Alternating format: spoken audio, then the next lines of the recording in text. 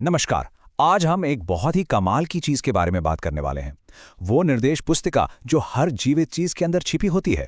जी हाँ, हम बात कर रहे हैं हमारे जेनेटिक कोड की। तो तैयार हो जाइए, चलिए शुरू करते हैं। अच्छा, सबसे पहले एक सवाल। कभी सोचा है आपने कि आप क्यों हैं? मतलब आप अपने मम्मी पापा जैसे दिखते तो हैं, पर फिर भी उनसे बिल्कुल अलग भी हैं, है ना? या फिर आपकी आंखों का रंग, आपके बालों का स्टाइल, ये सब कौन तय करता है? इन सारे सवालों का जवाब हमारे जेनेटिक ब्लूप्रिंट में छिपा है। जरा सोच कर देखिए, आपके शरीर की हर एक कोशिका मतलब हर सिंगल सेल के अंदर जिंदगी का एक पूरा मास्टर प्लान मौजूद है। इसे आप एक बहुत बड़ी लाइब्रेरी की तरह समझ सकते हैं, जिसमें वो सारी किताबें हैं जो बताती हैं कि आप कैसे बनेंगे और आपका शरीर कैसे काम करेगा। तो सवाल ये है कि ये लाइब्रेरी है कहाँ? ये हर सेल के बिल्कुल सेंटर में एक खास कमरे के अंदर बंद है, जिसे हम न्यूक्लियस या केंद्रक कहते हैं। और इसी न्यूक्लियस के अंदर हमारी सारी जेनेटिक जानकारी का खजाना छिपा हुआ है।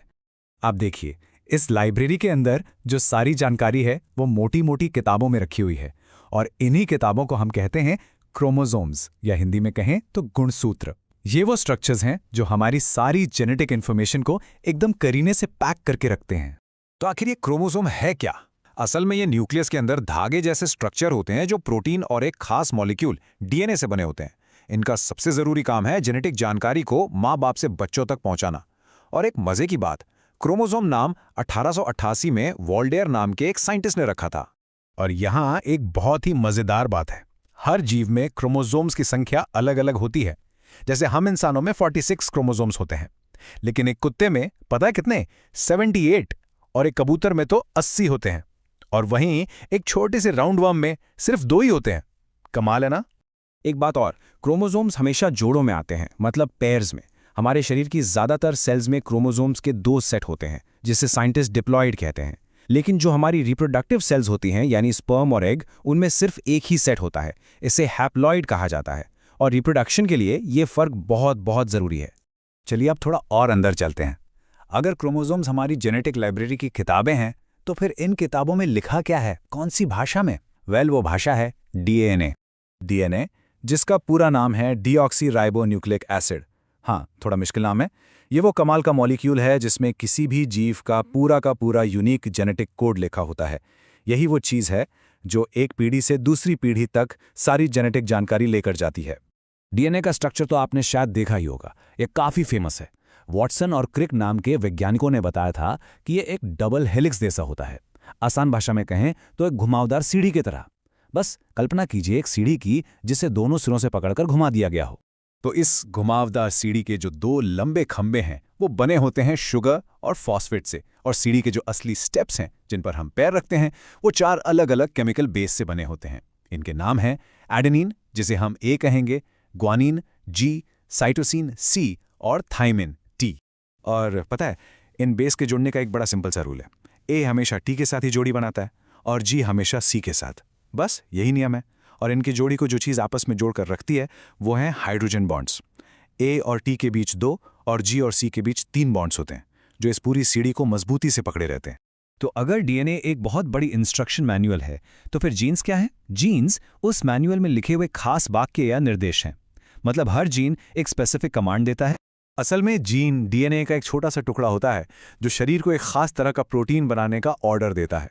और यही प्रोटीन्स फिर हमारे सारे गुण तय करते हैं, जैसे हमारी आंखों का रंग क्या होगा, हमारे बाल सीधे होंगे या घुंघराले।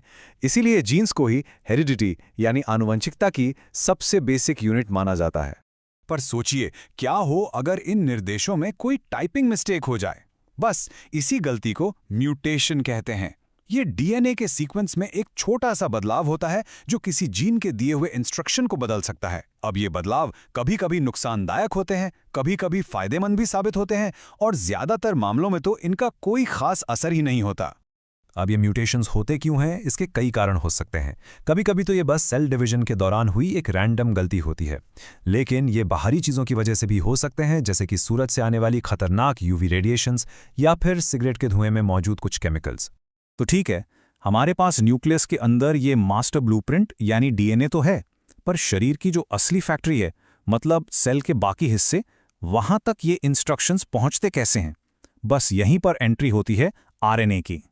आरएनए को आप एक मैसेंजर समझिए जो इन इंस्ट्रक्शंस की एक वर्किंग कॉपी बनाता है और उसे फैक्ट्री तक ले जाता है।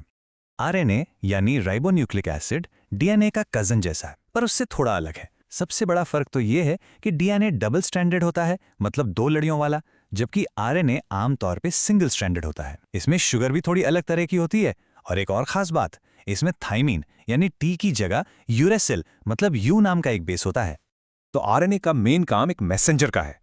ये डीएनए से जेनेटिक कोड को कॉपी करता है और उसे सेल के उस हिस्से तक ले जाता है जहां प्रोटीन बनाने का काम होता है। और ये सिर्फ मैसेज ही नहीं पहुंचाता, बल्कि प्रोटीन बनाने की पूरी प्रोसेस में एक्टिवली मदद भी करता है। तो अब तक हमने सेल के अंदर से लेकर डीएनए और जीन्स तक का पूरा सफर तय कर लिया है। अब चलिए इन सभी चीजों को एक साथ जोड़कर देखते हैं और समझते हैं कि आखिर ये पूरा ब्लूप्रिंट हमारे लिए इतना जरूरी क्यों है। तो पूरी कहानी को अगर हम संक्षेप में देखें तो ये कुछ ऐसा है। क्रोमोसोम्स पूरे प्लान को ऑर्गेनाइज करके रखते हैं, डीएनए के अंदर मास्टर इंस्ट्रक्शंस लिखे होते हैं, जीन्स खास कमांड्स देते हैं, और फिर आरएनए उन कमांड्स को लेकर जाता है ताकि आपका शरीर बन सके और सही से काम कर सके। ये वाकई में एक कमाल का, बेहद ऑर्गेनाइज्ड और एफिशिएंट सिस्टम है ना? और अब जब इंसान जिंदगी के इस ब्लूप्रिंट को पढ़ने और समझने लगा है, तो एक बहुत बड़ा और जरूरी सवाल हमारे सामने आकर खड़ा हो गया है। अगर हम जिंदगी के इस कोड को पढ़ सकते हैं, तो क्या हमें इसे बदलने या इसे फिर से लिखने का भी हक है? इस सवाल पर सोचिएगा जरूर। हमारे साथ जुड़ने के लिए आपका बहुत बहुत शुक्रिया। अगर आप इसी वीडियो के बेस्ट क्वालिटी नोट्स चाहते हैं तो इस टेलीग्राम चैनल को ज्वाइन करें। चैनल का लिंक डिस्क्रिप्शन बॉक्स में दिया गया है।